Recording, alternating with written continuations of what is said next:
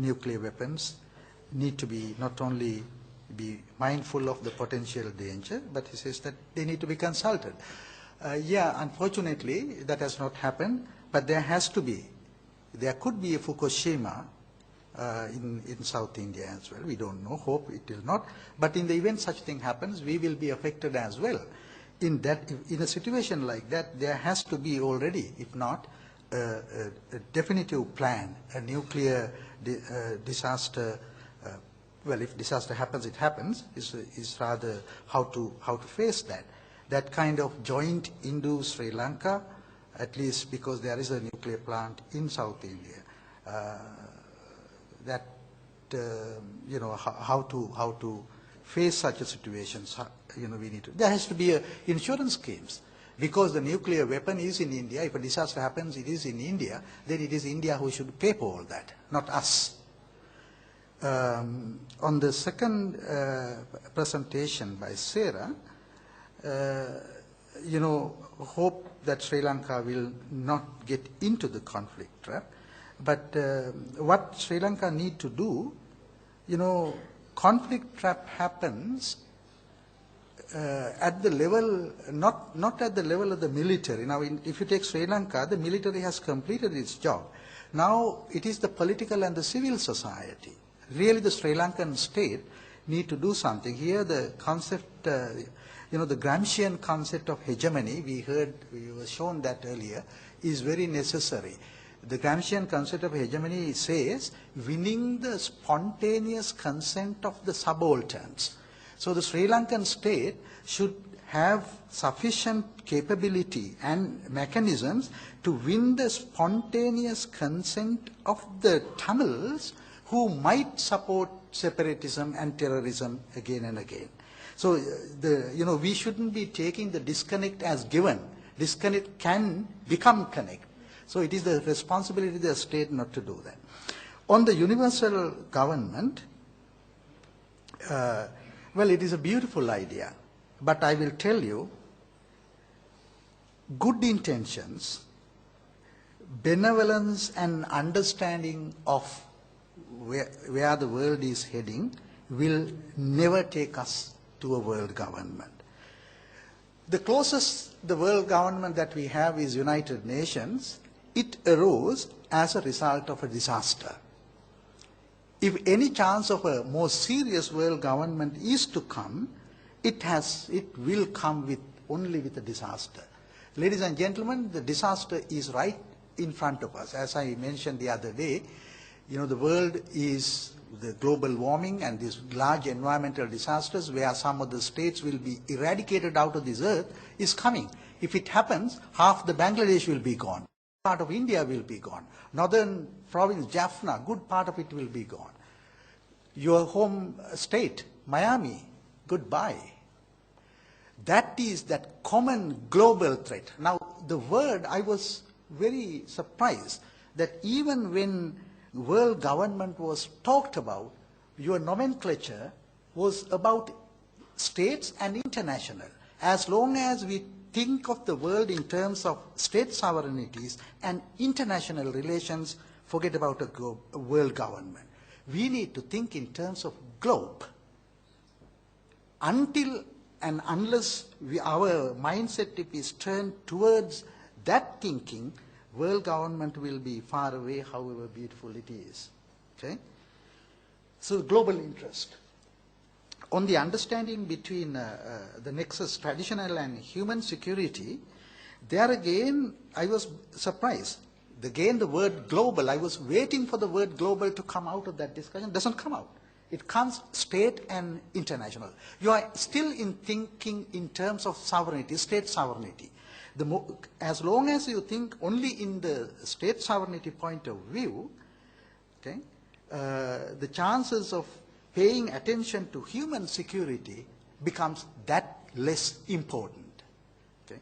Because human security, as long as, if you are thinking in terms of, while you are talking about human security, you constantly use the word citizens. Now there is a disconnect there.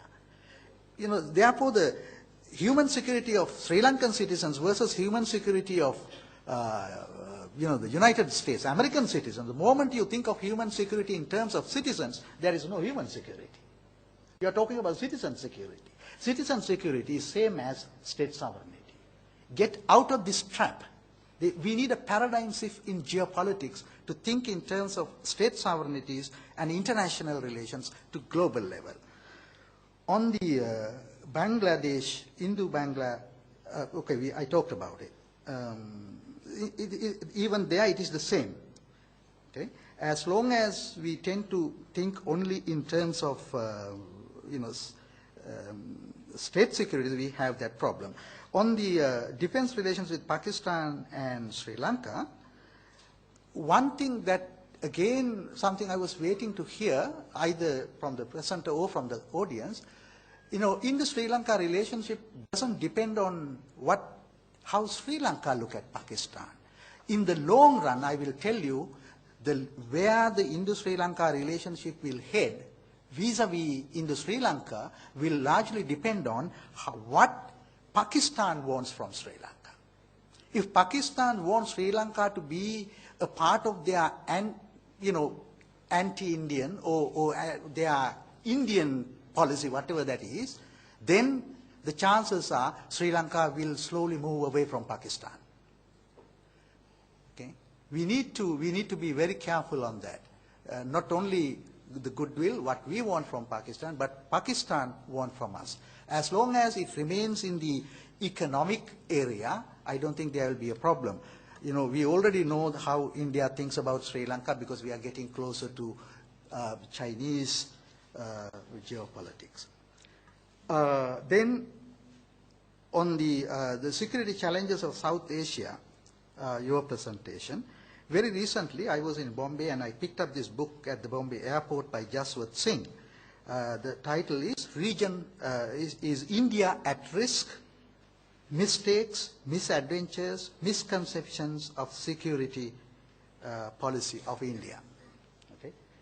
What it basically told us was India has been making blunder after blunder since 1947 in its relationship with the region and with the neighbors. Okay? And that is why India is the only regional power anywhere in the world where all the bordering states are not in good terms with it. This is a problem. So as you pointed out, India has a key role to play, and I'm glad that the new Modi's government seems to have understood this, that it is good to have friends rather than enemies around you. And finally, on that same point, and also which relate to the Indo-Bangla relationship, is that one of the things that the smaller states in this region has not understood is the positive value of India. I mean, here I see the example of Canada and the US. Canada has allowed US to look after its security. And that is why Canada, being the second largest in terms of area in the world, whose military budget is so small, you are doing it for them. Okay? You don't know that you have been taken for a ride by Canada because Canada has said, okay, we will keep guard, and it's a good neighborly relationship, and you are paying for all of it. Why couldn't, in the South Asia, we, Bangladesh, India, even Pakistan, Sri Lanka, follow the Canadian model?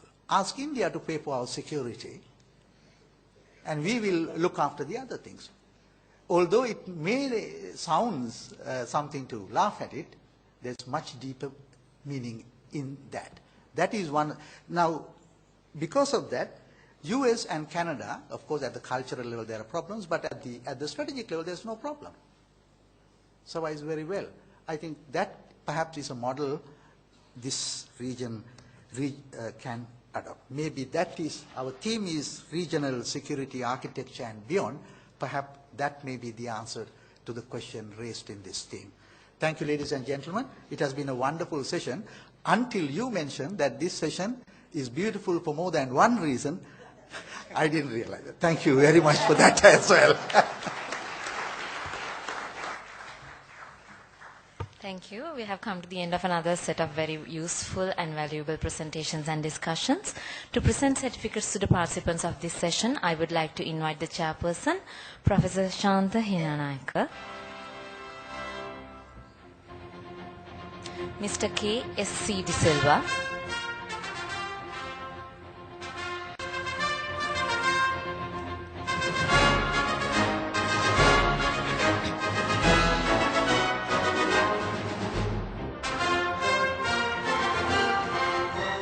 Dr. Sarah De Silva,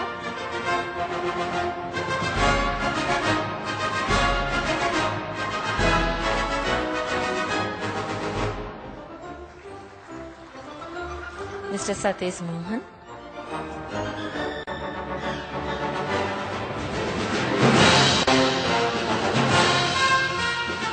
Ms. Manju Adams,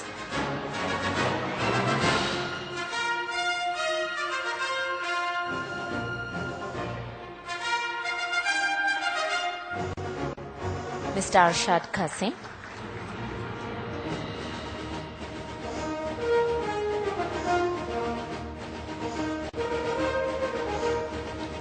Dr. Smriti Patnaik,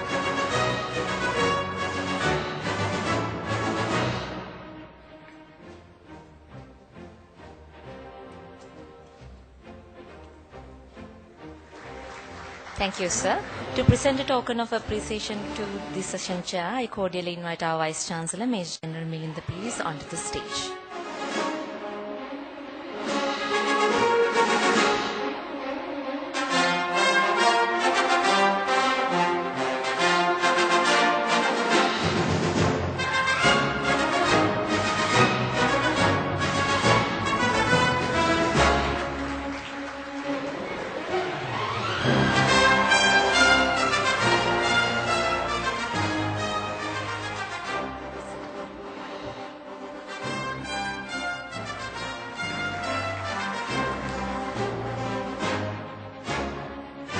Thank you, sir.